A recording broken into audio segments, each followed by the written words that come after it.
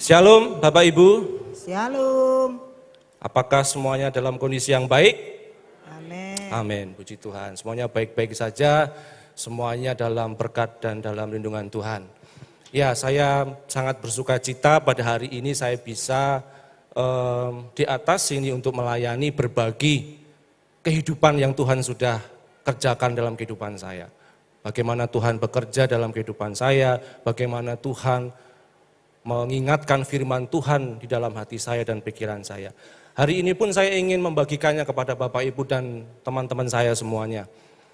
Saya berharap apa yang saya sampaikan hari ini itu bukan hanya dari apa yang saya pahami, tetapi roh Tuhan bekerja dan selama pemberitaan firman dilakukan, roh Tuhan bekerja, kita semua diingatkan, kita semua diberkati dan firman Tuhan bekerja dalam kehidupan kita. Amin. Amin, baik. Firman Tuhan pada hari ini saya berikan judul hidup dalam ketakutan itu tidak ada untungnya. Apa yang mendasari saya menyampaikan judul ini, ada banyak hal yang saya pahami dalam firman Tuhan dan dalam doa-doa saya diingatkan juga kepada Tuhan, tidak perlu takut. Nah, baik, kita akan awali dulu dengan apa yang ada di sekitar kita Bapak Ibu dan teman-teman saya semuanya. Slide berikutnya. Jadi apa yang sebenarnya membuat hati kita atau pikiran kita ya hari-hari ini merasa takut. Apa itu? Mari kita ingat apa yang hari-hari ini membuat kita takut, khawatir.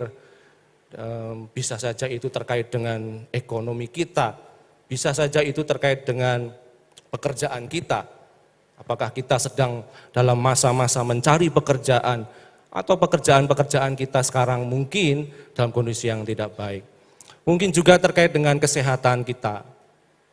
Apa yang kita takutkan dengan kondisi badan kita. Atau jangan-jangan juga ada yang terkait dengan hubungan kita dengan orang-orang di sekitar kita. Dengan keluarga kita, dengan orang-orang dekat kita. Dengan teman-teman sekerja kita. Dengan orang-orang yang sering berinteraksi dengan kita. Banyak mungkin yang mengganggu pikiran kita hari-hari ini. Nah, saya membuat suatu kata-kata yang sederhana seperti ini Bapak Ibu. Ya mungkin kita berpikir bagaimana kita besok kita akan membayar biaya sekolah anak kita. Bagaimana kita membayar biaya operasional sehari-hari kita. Mungkin sekarang kita banyak mendengar ada PHK di mana-mana, ada pengurangan karyawan di mana-mana, ada kondisi perusahaan yang tidak semakin baik, ada mungkin kita merasakan penyakit, kita tidak lagi senikmat dulu dalam menjalani hari-hari kita. Mungkin juga ada konflik-konflik yang tidak pernah selesai, selalu begitu-begitu saja, tidak pernah baik, tidak pernah selesai. Saya mau berkata secara sederhana seperti ini. Rasa takut yang berlebihan gitu ya, rasa takut yang berlebihan sehingga menjadi sebuah ketakutan. Itulah yang saya maksud dengan hidup dalam ketakutan. Rasa takut yang dibiarkan berlama-lama tinggal dalam jiwa kita, dalam hati kita maupun dalam pikiran kita. Rasa takut itu berubah menjadi sebuah ketakutan. Dan ketakutan itu membuat kita tidak berdaya, seolah-olah kita tidak bisa melakukan apapun, seolah-olah karena rasa takut itu, karena kita memeliharanya, karena kita tidak menyelesaikannya, karena kita tidak menuntaskannya, maka kita ada di posisi, di situasi yang saya rasanya tidak mampu melakukan sesuatu, tidak berdaya. Jadi mau maju juga merasa salah, mau mundur juga kita merasa salah juga. Semuanya serba salah, pikiran kita diganggu dengan hal itu, hati kita diganggu, jiwa kita diganggu dengan hal yang seperti itu. Jadi kalau maju salah, mundur salah, biasanya kita hanya diam di tempat. Nah disitulah sebenarnya yang tidak boleh kita pertahankan terus-menerus adalah diam di tempat. Karena diam tidak merubah apa-apa, betul? Diam tidak akan merubah apa-apa. Nah, manusia bisa berbuat apa saja ketika menghadapi rasa ketakutan itu. Saya takut, saya bisa berbuat apa saja untuk menghilangkan rasa ketakutan itu. Manusia bisa melakukan semuanya, bisa mencari-cari hal yang bisa membuat dia nyaman, tenang, bisa berlari kemanapun, bisa melupakannya. Nah, hari ini saya mau kembali mengingatkan, ketika kita mengalami rasa takut itu, ketakutan itu, mari kita kembali kepada apa yang firman Tuhan katakan. Jadi manusia bisa memilih banyak hal untuk menghilangkan ketakutannya, menguranginya, bahkan kalau bisa menghilangkannya. Tetapi hari ini saya mau mengingatkan apa yang firman Tuhan katakan tentang ketakutan itu. Jadi hari ini kita belajar bersama-sama. Firman Tuhan mengatakan juga loh perihal dengan ketakutan. Jadi firman Tuhan itu banyak sekali kalau kita mau belajar, itu bisa mengatasi seluruh kehidupan kita. Solusinya semua ada di firman Tuhan. Kita bisa memilih apapun jalannya, tapi kalau kita mau kembali kepada firman Tuhan, solusinya ada di sana semua. Karena itu apa yang Tuhan katakan, bukan apa yang manusia katakan. Baik, mari kita mulai dari ayat pertama yang akan kita baca, dari Matius 6 ayat 25. Matius 6 ayat 25. Baik, kita baca bersama-sama. 1, 2, 3. Karena itu aku berkata kepadamu, janganlah khawatir akan hidupmu, akan apa yang hendak kamu makan atau minum. Dan janganlah khawatir pula akan tubuhmu, akan apa yang hendak kamu pakai. Bukankah hidup itu lebih penting daripada makanan, dan tubuh itu lebih penting daripada pakaian? Amin. Firman Tuhan mengatakan, yang pertama, janganlah khawatir akan hal-hal yang sifatnya itu dasar. Makan, minuman, pakaian, dan semuanya. Nah, kita pelajari lagi di Matius 6 ayat 27, kenapa? Kenapa firman Tuhan mengatakan tidak perlu khawatir tentang hal yang dasar seperti itu? Matius 6 ayat 27, kita baca bersama-sama. 1, 2, 3. Siapakah di antara kamu yang karena kekhawatirannya dapat menambahkan sehasta saja pada jalan hidupnya? Poin pertama, apa yang firman Tuhan katakan tentang ketakutan? Poin pertama, lihat semuanya. Ketakutan itu tidak akan merubah keadaan menjadi lebih baik. Firman Tuhan mengatakan, siapa di antara kita, di antara kamu, yang karena kekhawatirannya dapat menambah sehasta saja pada jalan kehidupannya. Dengan khawatir, waktunya lebih fleksibel. Dengan khawatir, kesempatannya lebih luas. Tidak mungkin. Justru khawatir itu akan membuat kita semakin tertekan, semakin bingung, semakin tidak tahu harus melakukan apa. Dalam bahasa Inggris, dalam NIV dikatakan even a single hour. Jadi tidak bisa menambah 1 jam saja tidak bisa. Kita punya 24 jam. Ketakutan itu apakah menambah 1 jam menjadi 25 jam? Apakah waktu kita akan lebih fleksibel dengan ketakutan yang kita pelihara? Tidak. Ketakutan itu tidak akan merubah keadaan kita menjadi lebih baik. Itu yang firman Tuhan katakan di poin yang pertama. Kalau kita pelihara, kita tidak selesaikan rasa takut itu, mengganggu pikiran kita, hati, jiwa kita, maka sesungguhnya keadaan kita tidak akan berubah menjadi lebih baik.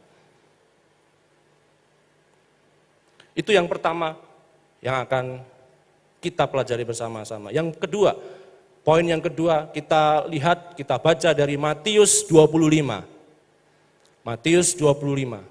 Baik, saya akan bacakan buat Bapak, Ibu, dan saudara semua, Matius 25 ayat 24 sampai 25. Kini datanglah juga hamba yang menerima 1 talenta itu, dan berkata, Tuhan, aku tahu bahwa Tuhan adalah manusia yang kejam, yang menuai di tempat di mana Tuhan tidak menabur, dan yang memungut dari tempat di mana Tuhan tidak menanam. Masih ingat ya, teman-teman, Bapak, Ibu semua, ayat ini cerita tentang perumpamaan, tentang talenta.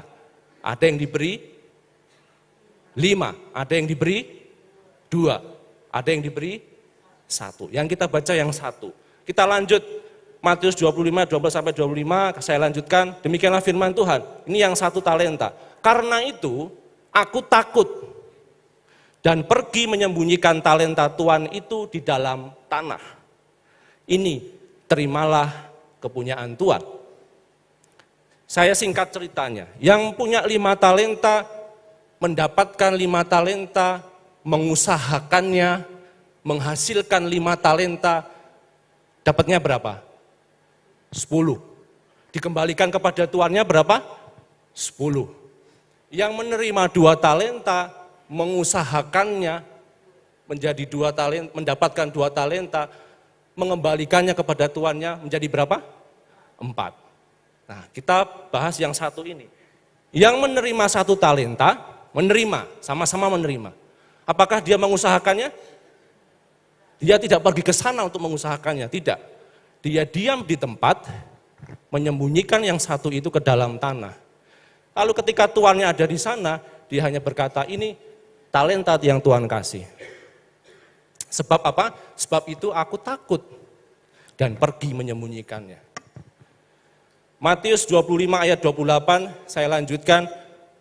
Sebab itu, ambillah talenta itu daripadanya dan berikanlah kepada orang yang mempunyai 10 talenta itu. Apa poin yang kedua yang firman Tuhan katakan tentang ketakutan? Ketakutan itu tidak mendatangkan hasil. Boro-boro yang maksimal, hasil saja tidak dapat. 1 saja tetap disimpan, tidak menjadi 2. Karena dia takut. Sebegitu pengaruhnya ketakutan itu kepada seorang manusia yang menerima 1 talenta, jadi dia tidak mendatangkan hasil apapun. Dia hanya karena takut dia menyembunyikannya. Tidak ada hasilnya sampai di sana. Sudut pandang itu dipengaruhi oleh rasa takut itu. Seharusnya kan sudut pandangnya begini. Dia terima 5, dia terima 2, aku terima 1. Aku tinggal mengusahakannya, 1 lagi, aku mengembalikannya lagi menjadi 2. Sudut pandangnya harusnya apa? Oh, saya sudah mendapatkan modal. Saya sudah mendapatkan skill, saya sudah mendapatkan keterampilan, saya sudah mendapatkan bakat. Seharusnya saya mengusahakannya dan mengembalikannya, menyerahkan kepada tuannya. Tetapi ketakutan itu mengalihkan sudut pandang dia, sehingga dia berpikir dengan picik, Tuhan itu Tuhan yang kejam, yang lain 5, 2, saya hanya diberikan 1. Dan dia takut tidak bisa menghasilkan seperti yang 5 dan 2, sehingga tetap di tempat, bahkan apa yang ada padanya itu diambil. Jadi ketakutan tidak mendatangkan hasil apapun, akhirnya dia hanya mempunyai 0. Buru-buru menghasilkan yang maksimal, hasil saja tidak ada dia. Sebegitu kuatnya pengaruh rasa takut, ketakutan itu mempengaruhi pikiran, jiwa, dan hati manusia kalau tidak segera diselesaikan. Yang pertama tidak akan mengubah keadaan menjadi lebih baik, yang kedua tidak akan mendatangkan hasil. Itu yang firman Tuhan katakan tentang ketakutan.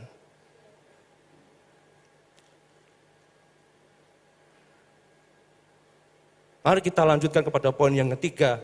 Ini yang lebih saya sendiri juga merasa bahwa ini teguran yang sangat kuat buat saya. Mari kita baca dari Matius 14 ayat 28 sampai 29, 30 dan 31, tetapi saya ingin membacanya satu demi satu. Matius 14 ayat 28 sampai 29. Demikian firman Tuhan. Lalu Petrus berseru dan menjawab dia, Tuhan, apabila engkau itu, suruhlah aku datang kepadamu berjalan di atas air. Kata Yesus, datanglah. Maka Petrus turun dari perahu dan berjalan di atas air mendapatkan Yesus. Saya ingatkan lagi ceritanya singkat. Jadi ketika Tuhan Yesus mengadakan mukjizat 5 roti dan 2 ikan, kemudian Tuhan Yesus meminta untuk muridnya, bertolaklah dulu dengan perahumu ke seberang. Berangkatlah dulu.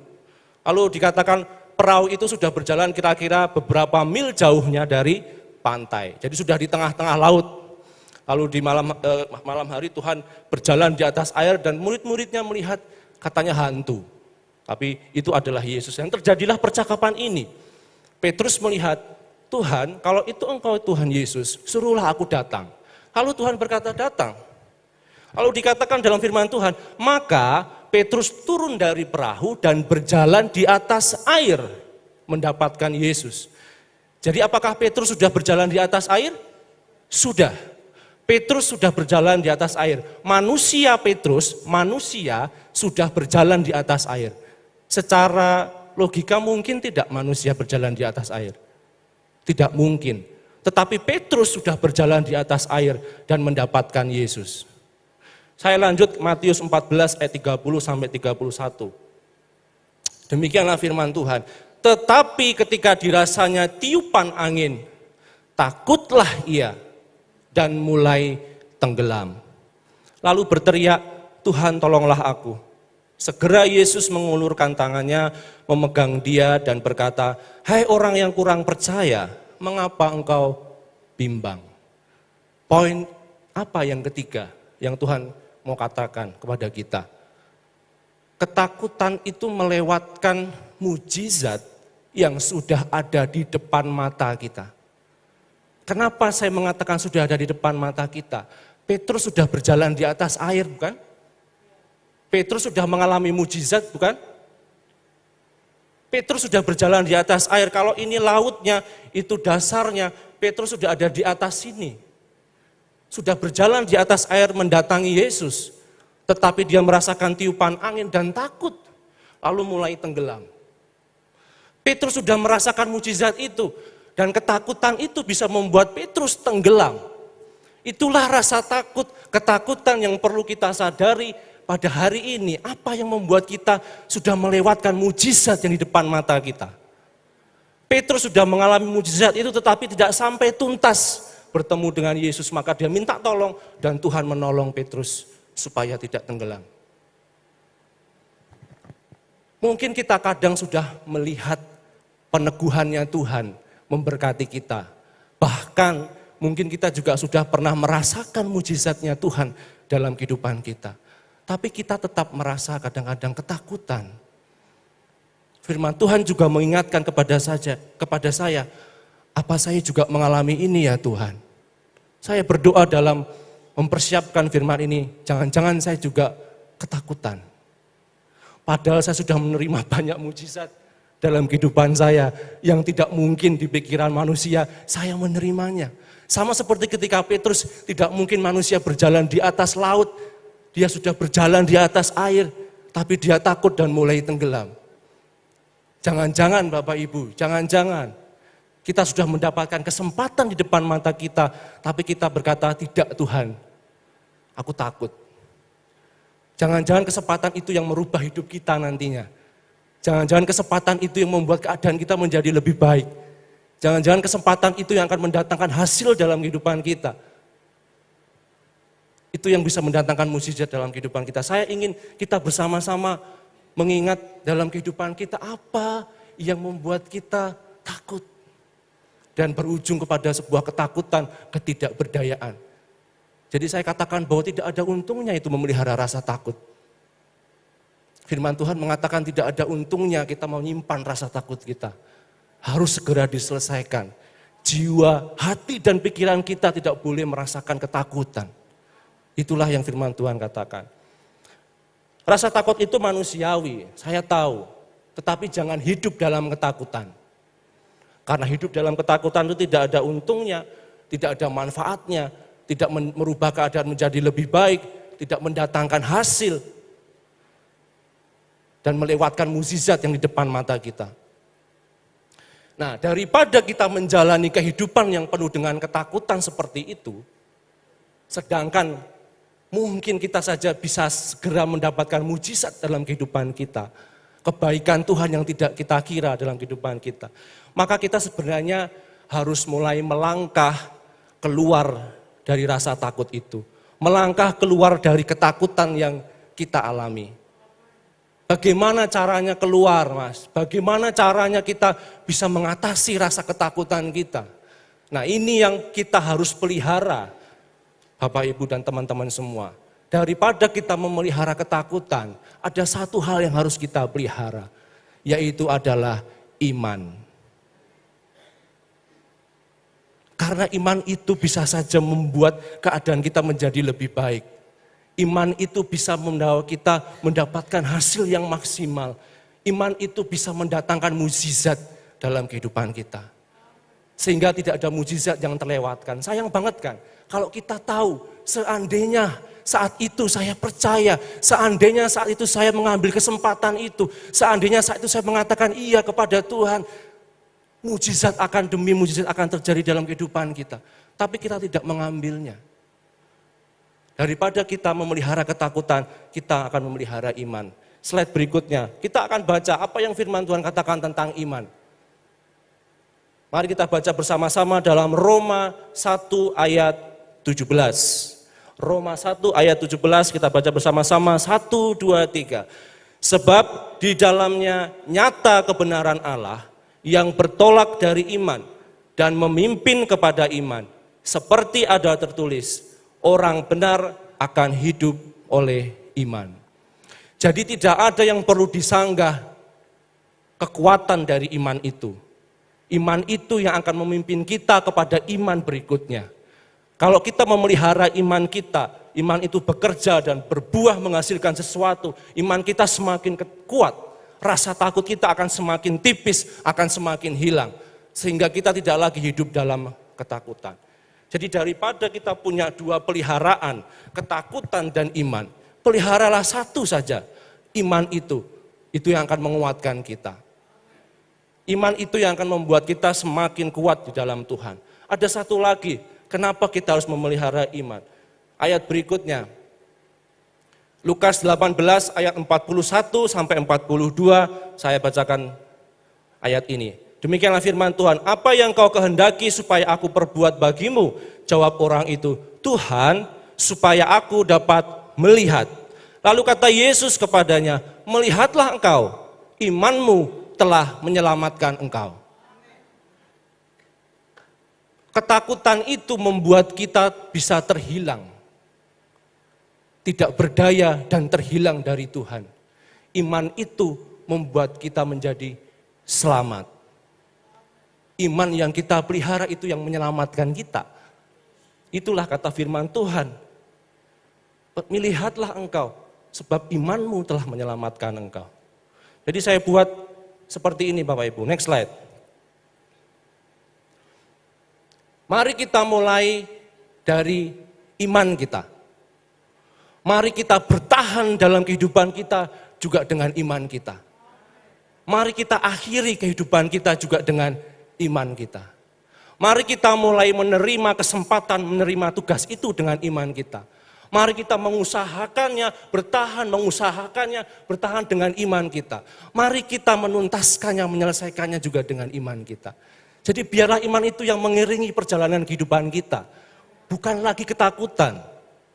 Ketakutan itu harus segera kita selesaikan, segera kita singkirkan, segera kita katakan, aku tidak takut sebab Tuhan besertaku. Aku tidak takut sebab imanku akan menyelamatkanku. Iman kita kepada Tuhan Yesus itu yang akan menyelamatkan kita. Amin. Iman kita kepada Tuhan Yesus itu akan mengubah kehidupan kita menjadi lebih baik. Akan mendatangkan hasil yang maksimal. Usaha kita, pekerjaan kita. Iman kita kepada Tuhan Yesus itu yang akan mendatangkan mujizat. Tingkap-tingkap langit itu datang kepada kita. Saya balik di awal tadi. Manusia bisa melakukan segala macam cara yang ingin dia lakukan untuk menghilangkan ketakutan itu. Tapi saya mau ingatkan hari ini, bangunlah iman kita, peliharalah iman kita, karena iman itu yang menyelamatkan kita. Iman itu yang menghilangkan ketakutan dalam kehidupan kita. Slide berikutnya. Tuhan sudah siap memberkati kita. Jangan takut mulai berusaha, jangan takut mulai bekerja. Jangan takut menerima kesempatan dari atasan kita. Lakukanlah itu. Jangan takut untuk mulai hidup sehat untuk menghilangkan rasa sakit kita. Jangan takut untuk membangun kembali hubungan yang mungkin sampai sekarang masih ada konflik yang belum selesai. Jangan takut untuk memulai. Jangan takut untuk berharap. Jangan takut untuk melakukan apapun. Berimanlah bersama dengan Tuhan. Iman itu yang akan menyelamatkan kita. Karena Tuhan sudah siap memberkati kita. Ada ayatnya, ayat terakhir Yesaya 30 ayat 18. Saya bacakan, Yesaya 30 ayat 18. Sebab itu Tuhan menanti-nantikan saatnya hendak menunjukkan kasih-Nya kepada kamu. Sebab itu Ia bangkit hendak menyayangi kamu. Sebab Tuhan adalah Allah yang adil. Berbahagialah semua orang yang menanti-nantikan Dia. Tuhan sendiri sudah menunggu untuk memberkati kita. Kenapa kita harus diam di sini dan takut? Tuhan sudah ada di sana untuk memberkati kita. Jadi hari ini saya hanya ingin mengingatkan Bapak Ibu. Saya di sini hanya mau mengingatkan, satu ekor domba yang hilang pun Tuhan juga cari. Hati-hati, karena rasa takut itu bisa berubah menjadi ketakutan. Ketakutan membuat kita tidak berdaya, dan tidak berdaya bisa membuat kita terhilang dari Tuhan. Tuhan mau ingatkan kita pada hari ini bahwa hanya iman kita kepadanya yang menyelamatkan kita. Hanya Yesus yang bisa menyelamatkan kita. Hanya Yesus yang tahu jalan keluar yang terbaik buat kita. Amin? Amin Bapak Ibu? Saya hanya berbicara seperti itu saja. Saya hanya ingin mengingatkan bahwa kita tidak perlu takut. Ketakutan tidak mendatangkan hasil yang lebih baik. Tidak merubah keadaan menjadi lebih baik. Ketakutan tidak akan mendatangkan hasil. Ketakutan akan melewatkan mukjizat yang ada di depan mata kita. Jangan takut memulai bersama dengan Tuhan. Peliharalah iman kita terus. Mulai dengan iman, bertahan, berusaha dengan iman, dan mengakhirinya dengan iman. Tuhan yang sanggup, Dia yang bertanggung jawab atas kehidupan kita. Sehelai rambut pun Dia tidak biarkan terjatuh. Tuhan yang bertanggung jawab. Amin. Jangan takut Bapak Ibu, teman saudara semua. Ketakutan itu tidak mendatangkan hasil yang baik, tidak memberikan keuntungan dalam kehidupan kita. Iman itu yang menyelamatkan kita. Katakan dalam diri kita masing-masing, jangan takut. Berimanlah. Katakan pada diri kita sendiri, berimanlah. Sebab iman yang menyelamatkanku. Sebab iman yang menyelamatkanku. Amin. Amin.